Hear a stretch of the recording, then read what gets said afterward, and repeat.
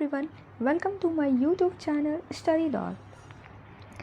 हम लोग घटना चक्र की सीरीज़ देख रहे हैं, ठीक है। उसमें मॉडर्न हिस्ट्री का जो देख रहे थे, उसका ये पार्ट 7 है। तो चलिए वीडियो को बिना टाइम वेस्ट किए कंटिन्यू करते हैं। 140 तक हमने देख लिया था। बाल गंगाधर तिलक लोकमान्य तिलक के नाम से जाने जाते हैं। जब से जाने जाते हैं, तो वो एक नहीं बहुत सारी घटनाओं की वजह से वो जाने जाते थे। देखिए इसका आंसर बीपीएससी ने ई दिया है। इसका एक्सप्लेनेशन देख लेते हैं। ब्रिटिश सरकार ने बाल गंगाधर तिलक को पुणे के असिस्टेंट कलेक्टर रैंड की हत्या के मामले में अभियुक्त बनाया। तिलक को दोषी पाया गया। उन्हें 18 माह का कठोर कारावास यानी जेल हुई। जब वे जेल से बाहर आए तो वे एक राष्ट्रीय नायक, नेशनल हीरो के रूप में उभरे और उन्हें लोकमान्य की उपाधि प्राप्त हुई। इस तरह किसी एक घटना नहीं बल्कि अनेक राष्ट्रवादी कार्यों के बाद तिलक को लोकमान्य की उपाधि दी गई। नेक्स्ट क्वेश्चन, निम्नलिखित में से कौन सा नेता कांग्रेस के गरम दल से संबंधित था? तो ये थे अरविंद घोष, ठीक है। इसमें दादा भाई नौरोजी जी के गोखले और यानी गोपाल कृष्ण गोखले और एस.एन. बनर्जी तीनों आपके नरम दल से थे, ठीक है। अगर आप मेरे चैनल पर नए हैं और अभी तक सब्सक्राइब नहीं किया मेरे चैनल को, तो वीडियो पसंद आए सब्सक्राइब जरूर कर दीजिए। अरविंद घोष कांग्रेस के गरम दल के नेता थे। वह गरम दल के 4 स्तंभ लाला लाजपत राय, बाल गंगाधर तिलक, बिपिन चंद्र पाल और अरविंद घोष में से एक थे। 1893-94 ईस्वी में अपने लेख में उन्होंने कहा था कि कांग्रेस श्रमिक वर्ग से दूर है, अराष्ट्रवादी है और पूर्णतः असफल रही है। इसकी शासकों को अप्रसन्न करने से भय से स्पष्ट न कहने की नीति को कायरता की संज्ञा दी है, ठीक है। यानी इन्होंने क्या क्या कांग्रेस को कायर कहा था, ठीक है। इसके अनुसार कांग्रेस क्षय रोग से मरने वाली है, ठीक है। क्षय रोग यानी टीबी। 1908 में पुलिस द्वारा मणिकतला उद्यान में छापा मारकर जिन 34 लोगों को गिरफ्तार किया गया, उनमें अरविंद घोष भी थे। सभी के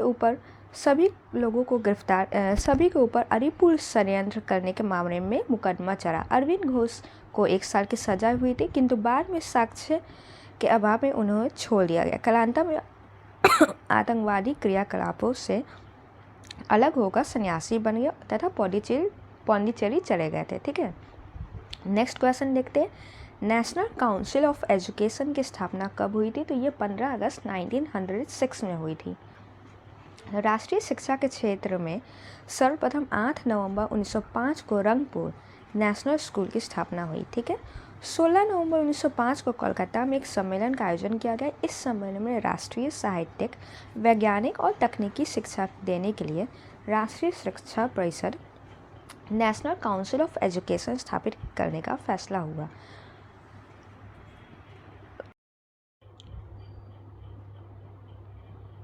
नवंबर 1905 को कोलकाता में एक सम्मेलन का आयोजन किया गया।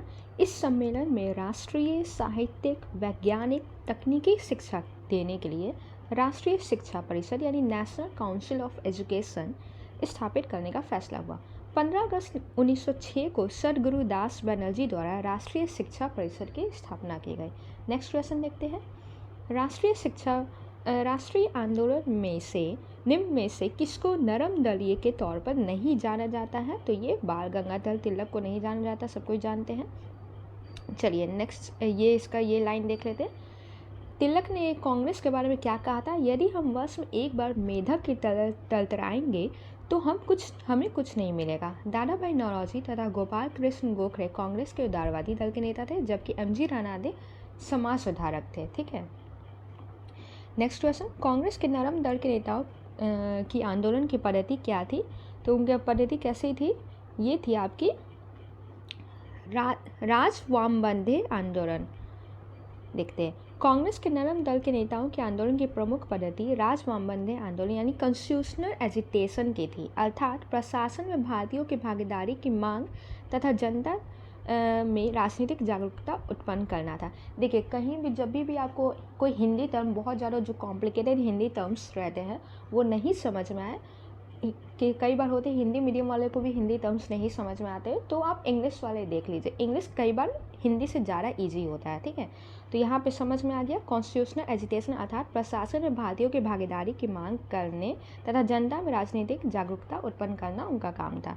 चलिए नेक्स्ट क्वेश्चन, शेर पंजाब के नाम से इनमें से कौन मशहूर थे? तो ये थे लाला लाजपत राय, ठीक है। इन्हें पंजाब केसरी भी कहा जाता था। साइमन कमीशन के विरोध में एक जुलूस का नेतृत्व करते समय लाला जी को लाठियों के प्रहार से घायल हो गया, ठीक है, उन पर लाठी चार्ज किया गया था। परिणाम स्वरूप 27 नवंबर 1928 को उनका डेथ हो गया। नेक्स्ट क्वेश्चन, अभिनव भारत से कौन संबंधित है? तो ये थे वीडी सावरकर। अभिनव भारत की स्थापना हुई थी 1904 में, ठीक है। स्थान था इनका नासिक, और नासिक महाराष्ट्र में। संस्थापक थे वीडी सावरकर। वीडी सावरकर यानी उनका फुल नेम है विनायक दामोदर सावरकर, द्वारा 1899 स्थापित था मित्र मेरा, और 1904 में गुप्त सभा अभिनव भारत में उसको परिवर्तित कर दिए थे, ठीक है। मित्र मेरा को ही बाद में 1904 में क्या अभिनव भारत नेम कर दिए थे। मुजफ्फरपुर में किंग्सफोर्ड की हत्या का प्रयास कब किया गया था? तो ये कब किया गया था आपका? 1908 में। 30 अप्रैल 1908 को बिहार के मुजफ्फरपुर में खुदीराम बोस और प्रफुल्ल चाकी ने किंग्सफोर्ड पर बम फेंका, परंतु किंग्सफोर्ड बच गए थे और दुर्भाग्य से राष्ट्रीय आंदोलन में हमदर्दी रखने वाले मिस्टर कैनेडी की पत्नी और पुत्री मारी गई थी, ठीक है। प्रफुल्ल चाकी ने पुलिस से बचने के लिए आत्महत्या कर ली थी और खुदीराम बोस को गिरफ्तार करके फांसी दे दी गई थी, ठीक है। तो प्रफुल्ल चाकी सुसाइड कर लिए थे और खुदीराम बोस फांसी पे चढ़ गए थे। चलिए नेक्स्ट क्वेश्चन, निम्न में से कौन सा एक राष्ट्रवादी समाचार पत्र नहीं था? तो ये था द टाइम्स ऑफ इंडिया। ये समाचार पत्र राष्ट्रवादी समाचार पत्र नहीं था। द टाइम्स ऑफ इंडिया एक राष्ट्रवादी समाचार पत्र नहीं था। इसके अतिरिक्त द हिंदू, बंगाली, द महाराष्ट्र समाचार पत्र राष्ट्रवादी सोच को बढ़ावा देने वाला था। क्रांतिकारी गतिविधियों में से कौन सी पत्रिका जुड़ी हुई नहीं थी? देखिए नहीं, ध्यान रखिएगा, ये थी आपकी यंग इंडिया। यंग इंडिया पत्रिका क्रांतिकारी गतिविधियों के साथ जुड़े नहीं थी। यंग इंडिया पत्रिका का संपादन महात्मा गांधी ने किया था। महात्मा गांधी अहिंसक आंदोलन के समर्थक थे। वर्ष 1913 में सोहन सिंह भकना ने Hindustan association of the Pacific coast नामक संस्था की स्थापना की। इस संस्था ने गदर नामक अखबार निकाला, जिससे इस संस्था का नाम श्री गदर पार्टी पड़ गया। युगांतर तथा संध्या पत्रिका भी क्रांतिकारी गतिविधियों से संबंधित थी, ठीक है। चलिए नेक्स्ट क्वेश्चन देखते हैं। नीचे दिए गए जो विकल्प है उसमें से राष्ट्रवादी समाचार पत्र द हिंदू, केसरी, बंगाली, हिंदुस्तानी सुधारकों के संपादकों के नाम से मैच कर रहा है, ठीक है। तो देखिए आपका केसरी आपका कौन था? बाल गंगाधर तिलक थे, ठीक है। तो जैसे है वैसे मैच करना है, ठीक है। नंबर 1 पे द हिंदू है तो द हिंदू से मिलाना है, फिर केसरी सेकंड नंबर पे तो सेकंड नंबर पे। तो इसका आंसर आपका होगा डी। पहला द हिंदू का होगा सुब्रमण्यम अय्यर, केसरी का होगा बाल गंगाधर तिलक, ठीक है। फिर आपका हिंदुस्तानी का होगा सुरेंद्र नाथ बनर्जी, आपका सुधारक का होगा गंगा प्रसाद वर्मा, हिंदुस्तानी का होगा गंगा प्रसाद वर्मा और सुधारक का होगा गोपाल कृष्ण गोखले, ठीक है। यहाँ पे देख लीजिए, द हिंदू द सुब्रमण्यम अय्यर, केसरी बाल गंगाधर तिलक, ठीक है। केसरी आपका मराठा में लिखा हुआ था। बंगाली सुरेंद्र नाथ बनर्जी, हिंदुस्तानी गंगा प्रसाद वर्मा, सुधारक गोपाल कृष्ण गोखले, ठीक है। चलिए नेक्स्ट क्वेश्चन देखते हैं। स्वराज मेरा जन सिद्ध अधिकार है और मैं इसे लेकर रहूँगा, इस किसने कहा था? ये तिलक ने कहा था। कब कहा था? तो ये राष्ट्रीय जो लखनऊ अधिवेशन हुआ था 1916 में, उसमें कहा था, ठीक है। तिलक राजनीतिक उग्रवाद तथा आक्रामक राष्ट्रवाद में विश्वास करते थे। इस अधिवेशन में उग्रवादियों की पुनः कांग्रेस में वापसी हुई तथा तिलक एवं एनी बेसेंट के प्रयासों से कांग्रेस तथा मुस्लिम लीग के बीच समझौता हुआ था, ठीक है। तिलक और एनी बेसेंट ही मिलकर प्रयास किए थे, तो उन दोनों के बीच में समझौता हुआ था, मुस्लिम लीग और कांग्रेस के बीच में। लखनऊ समझौता या कांग्रेस लीग समझौता के नाम से भी इसे जाना जाता है, 1916 जो हुआ था अधिवेशन। नेक्स्ट क्वेश्चन, स्वराज मेरा जन सिद्ध अधिकार है, मैं इसे लेकर आऊँगा, अभी हमने देखा। चलिए नेक्स्ट क्वेश्चन देखते हैं। भारतीय क्रांति की जननी किसे कहा गया? तो ये मैडम भिकाजी कामा को कहा गया है। मैडम कामा का जन्म 24 सितंबर 1861 को हुआ था। उनके माता पिता पारसी थे, ठीक है। सोराबजी प्रेमजी पटेल उनके पिता थे। इनका विवाह रुस्तम के कामा के साथ हुआ था, जो वकील और सामाजिक कार्यकर्ता थे। मैडम कामा ने राष्ट्रीय आंदोलन के महान अग्रणी भारतीय नेता दादा भाई नौरोजी की निजी सचिव के रूप में सेवा दी थी, ठीक है। यानी ये दादा भाई के साथ पहले ये संपर्क में थी, उनके निजी सेवा में थी, निजी सचिव। कुछ देशभक्त विद्यार्थियों एवं यूरोपियन बौद्धिक लोगों के संपर्क में आकर स्वतंत्रता आंदोलन से जुड़ गई। 22 अगस्त 1960 को जर्मनी के स्टुटगार्ट में आयोजित अंतर्राष्ट्रीय सोशलिस्ट सम्मेलन यानी इंटरनेशनल सोशलिस्ट कॉन्फ्रेंस में उन्होंने भारतीय स्वाधीनता का झंडा सर्वप्रथम फहराया था। ठीक है, यह फहराया गया झंडा कोलकाता झंडे का परिवर्तित रूप था। इन्हें भारतीय क्रांति की माँ यानी मदर ऑफ इंडियन रिवॉल्यूशनरी कहा जाता है। ठीक है, भारतीय क्रांति की माँ किसे कहा जाता है? मैडम भिकाजी कामा को। नेक्स्ट क्वेश्चन, मैडम कामा ने भारत के तिरंगी स्वतंत्रता ध्वज को कहाँ फहराया था? तो ये आपका स्टुटगार्ट में फहराया था, अभी हमने देखा। चलिए नेक्स्ट क्वेश्चन देखते हैं। मैडम कामा ने 1960 में प्रथम तिरंगा कहाँ फहराया था? अभी हमने देखा स्टुटगार्ट। देखिए कितने बार एक ही सेम चीज़ क्वेश्चन रिपीट हो रहे हैं, और यही आप देखिए, ये मत सोचिएगा कब वन लाइनर नहीं पूछा जाता। 40 तो 50% तो वन लाइनर ही रहेंगे, सिंपल। और जो डिफ़िकल्ट लेवल की जो बढ़ता है वो कैसे बढ़ता है? तो यही वन लाइनर को स्टेटमेंट वाइज दे दिया जाता है कि इन चारों स्टेटमेंट सही है या नहीं है, वो देखिए, और फिर लास्ट में ऑप्शन दे दिया जाता है कि आपको कि एक स्टेटमेंट सही है, इसमें 2 स्टेटमेंट सही है, 3 स्टेटमेंट सही है। बस इसी तरह से डिफ़िकल्टी लेवल बढ़ता है, तो आपको सब क्लियर होना चाहिए। लंदन में इंडिया हाउस के संस्थापक कौन थे? तो श्यामजी कृष्ण वर्मा थे। फरवरी 1905 में लंदन में श्यामजी कृष्ण वर्मा ने इंडियन होम रूल सोसाइटी की स्थापना की।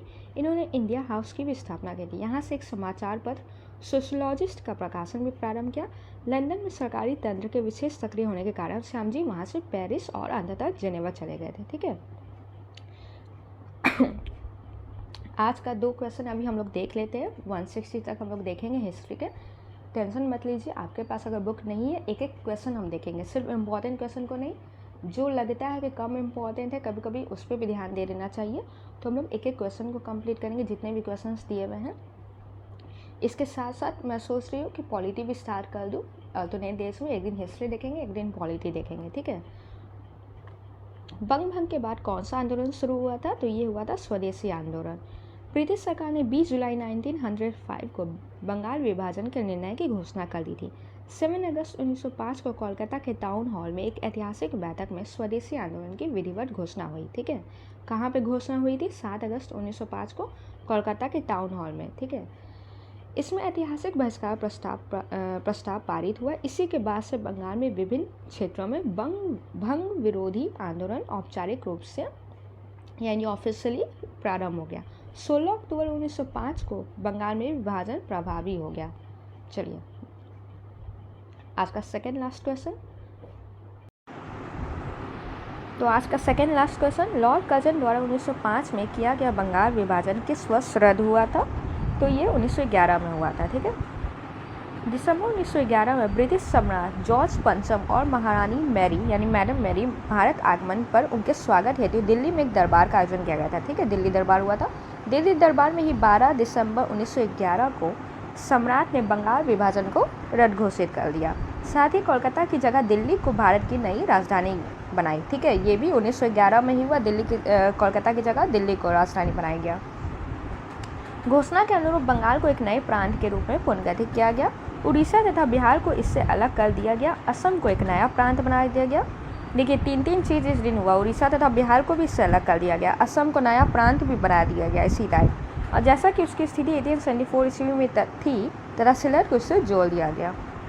आज का लास्ट क्वेश्चन, कांग्रेस ने स्वराज प्रस्ताव वर्ष 1905 में पारित किया। प्रस्ताव का उद्देश्य था आपका स्वशासन सुनिश्चित करना। कांग्रेस ने स्वराज संबंधी प्रस्ताव वर्ष 1905 में बनारस अधिवेशन में चर्चा की एवं 1906 कोलकाता में प्रस्ताव को पारित किया। इस प्रस्ताव के साथ स्वदेशी बहिष्कार तथा राष्ट्रीय शिक्षा संबंधी प्रस्ताव पारित किए गए थे। ठीक है, वीडियो अगर पसंद आए तो लाइक शेयर सब्सक्राइब करना नहीं भूलिएगा। Thank you.